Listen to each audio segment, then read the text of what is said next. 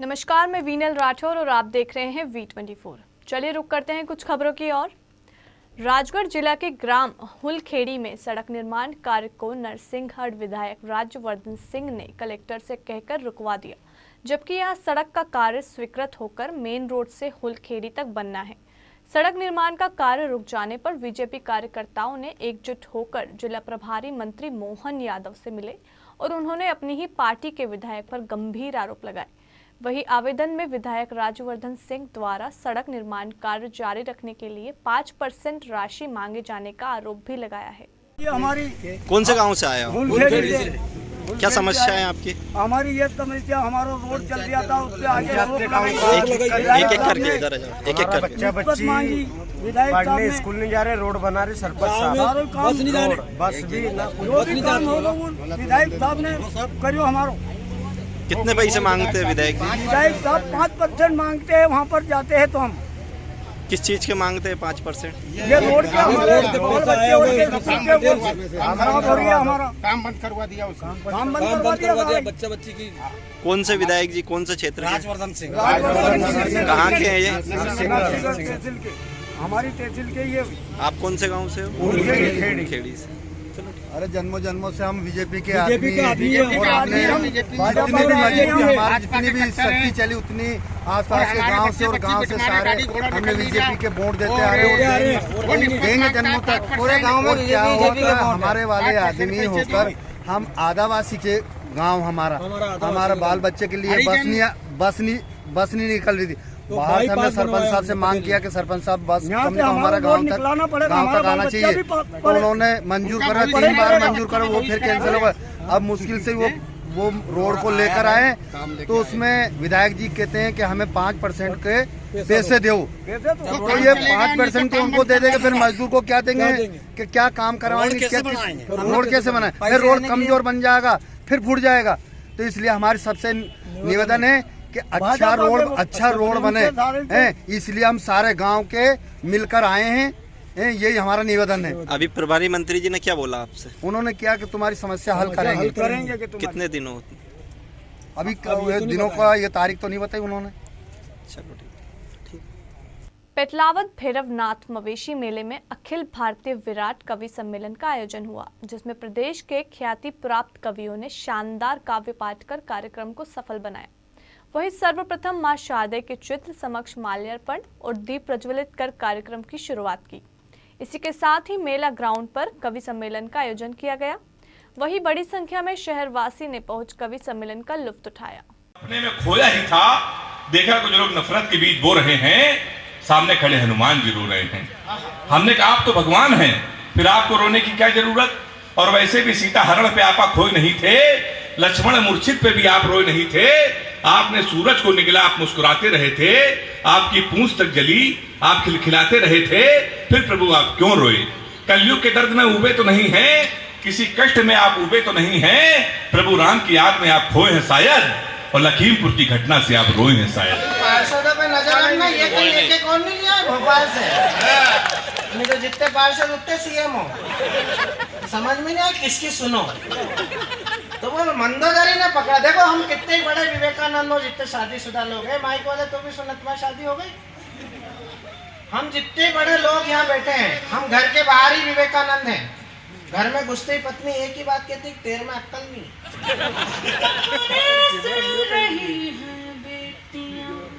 हर पिता का दिल रही है बेटियां, आबरू तुम ही बचा लो बाऊजी, मौत से अब मिल रही हैं बेटियां। एक लली फिर से मिली है राह पर, एक लली फिर से मिली है राह पर, एक लली फिर से मिली है राह पर। इस कदर बोझ रही हैं बेटियां। बेमेतरा में छात्र छात्राओं को बाल सुरक्षा पर आधारित अभिव्यक्ति अभियान के माध्यम से जागरूक किया गया। अभिव्यक्ति अभियान और चेतना अभियान के जरिए महिला सशक्तिकरण, महिला सुरक्षा, साइबर क्राइम, और यातायात नियमों की जानकारी दी जा रही है। सिटी कोतवाली के मेहरोंगा शासकीय स्कूल में कलेक्टर विलास संदीपान ने छात्र छात्राओं को बताया कि किसी भी स्थिति में डरे या घबराए नहीं, बल्कि डटकर मुकाबला करें। शिक्षा ही जीवन का मूल मंत्र है। अनुशासन में रहकर ही लक्ष्य को प्राप्त किया जा सकता है। वहीं पुलिस अधीक्षक ने छात्र छात्राओं को अपराध और उससे बचाव समेत यातायात नियमों का पालन करने की अपील की है। सहकारी मंत्री अरविंद सिंह भदौरिया ने कांग्रेस नेता दिग्विजय सिंह पर जमकर साधा निशाना, जहां मंत्री अरविंद भदौरिया ने कहा कि दिग्विजय सिंह मीडिया में बने रहने के लिए उल्टे सीधे बयान देते रहते हैं। वहीं मंत्री अरविंद भदौरिया ने दिग्विजय सिंह से सवालिया अंदाज में पूछा कि जो व्यक्ति कांग्रेस आलाकमान सोनिया गांधी और राहुल गांधी की डिग्री सार्वजनिक करेगा, ऐसे व्यक्ति को बतौर क्या इनाम देंगे। मैं दिग्विजय सिंह से कहना चाहता हूँ, सोनिया गांधी जी की और राहुल गांधी जी की डिग्री जो सार्वजनिक करेगा, उसके लिए आप क्या देने वाले हैं। थोड़ा राष्ट्रीयता के बारे में विचार करिए कि सोनिया गांधी जी की राष्ट्रीयता से लेकर बाकी सब विषयों को लेकर कहाँ कहाँ किस किस देश के पासपोर्ट बने हुए हैं, उस पर भी थोड़ा झांकिए। इसलिए सब चर्चा में बने रहने के लिए दिग्विजय सिंह इस प्रकार के मजाक करते रहते हैं, इस प्रकार के डायलॉगबाजी करते रहते हैं। दिन गए हैं। एक्चुअली क्या हुआ कि अपने बेटे को थोड़ा सेटल करना है, स्थापित करना है, उसमें लगे रहते हैं। अंतिम लड़ाई लड़ रहे हैं और अंतिम लड़ाई में हार चुके हैं बुरी तरीके से।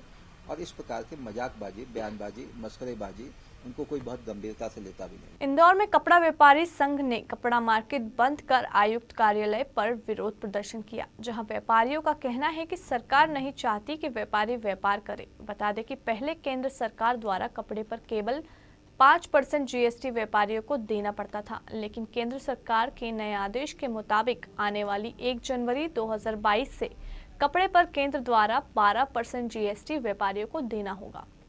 जहां पिछले दिनों मध्य प्रदेश सरकार द्वारा ई-वे बिल लागू किया गया था, उसके दस्तावेजों की पूर्ति करने भी व्यापारियों के लिए असंभव हो रहा है। इन्हीं मुद्दों पर व्यापारी संघ ने जमकर प्रदर्शन किया और मांगे पूरी न होने तक विरोध प्रदर्शन लगातार जारी रखने की बात कही है।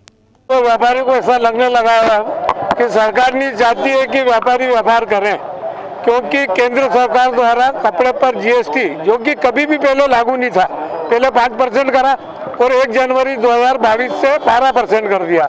साथ ही मध्य प्रदेश सरकार ने जो ई-वे बिल पहले व्यापारियों की कठिनाई समझते हुए कैंसिल किया था, उसे पुनः लागू कर दिया।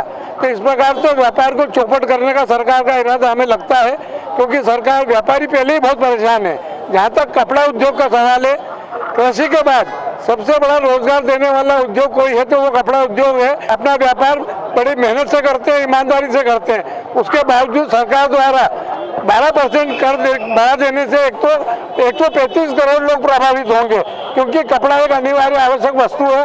कपड़ा हर आदमी के काम आता है, मूलभूत सुविधा में शामिल है। उसमें 12% कर देना न्यायोचित नहीं है। साथ ही मध्य प्रदेश सरकार द्वारा जो ई-वे बिल लागू कर दिया गया था वो अव्यावहारिक है। इंदौर के पूर्वी थाना क्षेत्रों में सामूहिक रूप से अपराध मुक्त शहर को लेकर मुहिम चलाई गई। वहीं मुहिम के तहत तमाम अपराधों में लिप्त बदमाशों को पुलिस ने अपराध से दूर रहने और नशा नहीं करने की शपथ भी दिलाई। मुहिम के तहत थाना क्षेत्र के तमाम बदमाशों को थाने पर बुलाकर थाना प्रभारी द्वारा अपराध नहीं करने की हिदायत के साथ ही नशाखोरी न करने की हिदायत के साथ शपथ भी दिलाई। बदमाशों को बताया गया कि यदि वहां किसी भी छोटे बड़े अपराध में लिप्त पाए जाते हैं तो उन पर सख्त कार्रवाई की जाएगी। निरीक्षक महोदय इंदौर श्री मनीष कपुरिया सर, पुलिस अधीक्षक महोदय ईस्ट श्री आशुतोष बागरी सर और वरिष्ठ अधिकारियों के द्वारा लगातार अपराधों की रोकथाम के लिए निर्देश दिए जाते रहे हैं। इन्हीं वरिष्ठ अधिकारियों के मार्गदर्शन में आज थाना हीरानगर में जो चाकूबाजी और लूट, हत्या का प्रयास, हत्या आदि गंभीर अपराधों के अपराधियों को, आरोपियों को बुला के थाना पर इनको सख्त हिदायत दी गई कि ये जो जमानत से छूटे हैं, अपराध से लगातार अपनी दूरी बना के रखेंगे। अगर किसी भी प्रकार के अपराध में संलिप्त पाए गए या आपराधिक गतिविधियां करने की इन्होंने कोशिश की तो इनके खिलाफ सख्त कार्रवाई की जाएगी। झाबुआ जिला में सबसे ज्यादा पेटलावद ब्लॉक में टीकाकरण किया गया, जिसमें 8,836 लोगों को वैक्सीन का पहला और दूसरा टीका लगाया गया, जिसमें प्रशासनिक, स्वास्थ्य विभाग, जनपद विभाग, शिक्षा विभाग, महिला एवं बाल विभाग समेत समस्त विभागों के कर्मचारियों के प्रयासों से पेटलावद ब्लॉक में सबसे अधिक टीकाकरण किया गया है। वहीं BMO ML चोपड़ा ने सभी कर्मचारियों को धन्यवाद दिया। छत्तीसगढ़ के 15 नगरीय निकायों में चुनाव के लिए 20 दिसंबर को मतदान होना है। ऐसे में जैसे जैसे चुनाव नजदीक आता जा रहा है, राजनीतिक दलों की सियासी बयानबाजी तेज हो गई है। इसी कड़ी में निकाय चुनाव के मद्देनजर रायपुर पहुंचे भारतीय जनता पार्टी के छत्तीसगढ़ सह प्रभारी नितिन नवीन ने प्रेस कॉन्फ्रेंस लेकर राज्य की कांग्रेस सरकार पर जमकर हमला बोला है। नितिन नवीन ने कहा कि भाजपा के शासनकाल में शहरी क्षेत्रों में विस्तार हुआ है, लेकिन कांग्रेस सरकार नगरीय निकाय क्षेत्र में पिछड़ी साबित हुई है। देखिए, जहां कहीं पर हमको सफलता मिली भी, कहीं नहीं मिली। चूंकि हम लोग तो चाहते थे कि महापौर का चुनाव सीधे हो, जो हम लोग की करते थे। ये बड़ा जो खेल भूपेश ने सत्ता का खेला है, उसका भी हम लोग मुंह तोड़ जवाब दे। जीतने के टिप्स हम यहाँ दे देंगे तो अपोजिशन के पास वही पहुंचा दे। जीतने का टिप्स है, जीतने का टिप्स उत्साहवर्धन यही है कि नेता आए हैं कार्यकर्ता को चुनाव लड़ाने। बुरहानपुर में कोरोना की संभावित तीसरी लहर से निपटने के लिए जिला अस्पताल जरूरी तैयारी कर रहा है। कोरोना के नए वेरिएंट ओमिक्रॉन को लेकर स्वास्थ्य विभाग पहले ही अलर्ट जारी कर चुका है। विशेषज्ञों ने कोरोना की तीसरी लहर से सबसे ज्यादा बच्चों के संक्रमित होने की आशंका जताई है। बुरहानपुर जिला महाराष्ट्र की सीमा से लगा होने की वजह से और कोरोना के नए वेरिएंट के मरीजों के चलते जिला अस्पताल की व्यवस्थाएं दुरुस्त की जा रही है। स्वास्थ्य विभाग से PICU स्वीकृत होने के बाद निर्माण कार्य तेजी से किया जा रहा है। 1 माह के अंदर PICU तैयार हो जाएगा, जिससे बच्चों के इलाज में काफी मदद मिलेगी। कलेक्टर को शैलेंद्र विक्रम सिंह के निर्देशन में आबकारी विभाग को डबरा के कंजर डेरा चक मियापुर में छापामारी कार्रवाई की। पुलिस और आबकारी विभाग की संयुक्त टीम ने अवैध शराब समेत 6,30,000 का सामान जब्त कर लिया। पुलिस आबकारी एक्ट के तहत 4 मामले दर्ज कर आगे की कार्रवाई कर रही है। वहीं अमरपुरा खेड़ी में पुलिस ने अवैध शराब के साथ एक व्यक्ति को गिरफ्तार किया है। ये कार्रवाई चकमियापुर भितरवाड़ व्रत के कंजरों के डेरे पर की गई और इसमें 650 लीटर हाथ भट्टी मदरा जब्त की गई है और 10,000 kg गुड़धान जब्त किया गया है, जिसकी कुल अनुमानित कीमत जो है 6,30,000 के करीब आकी गई है। इस कार्रवाई में पुलिस का और ग्वालियर टीम का सराहनीय योगदान रहा। शाजापुर जिला के भेसाया नागिन गांव में युवक ने फांसी लगाकर आत्महत्या कर ली। घटना की सूचना मिलने पर पुलिस ने मौके पर पहुंचकर मृतक के शव को कब्जे में ले लिया। मृतक की पहचान 32 साल के महेंद्र सिंह के रूप में हुई है। फिलहाल पुलिस शव का PM कराते हुए मामले की जांच कर रही है। अच्छा, आप भी भेसाया नागिन? क्या घटना हुई भाई? फांसी लगा लो। नहीं, उम्र क्या है? 30 साल है। कारण कुछ पता चला? ये भाई है?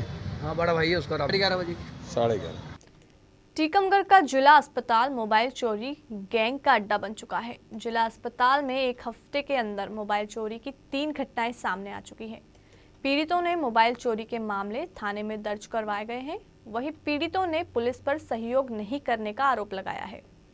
सुरक्षा के नाम पर जिला अस्पताल में लाखों रुपए खर्च किए जा रहे हैं, लेकिन चोरी की वारदातों पर अंकुश नहीं लगा पा रहे हैं। सुदर्शन वाल्मीकि सीपर पोस्ट है जिला अस्पताल में। मोबाइल में चाय पीने आया था, बाहर तक मोबाइल मेरा गिर गया है। मोबाइल गिर गया है आपका? कौन सा मोबाइल था? गिर गया, वो ध्यान नहीं।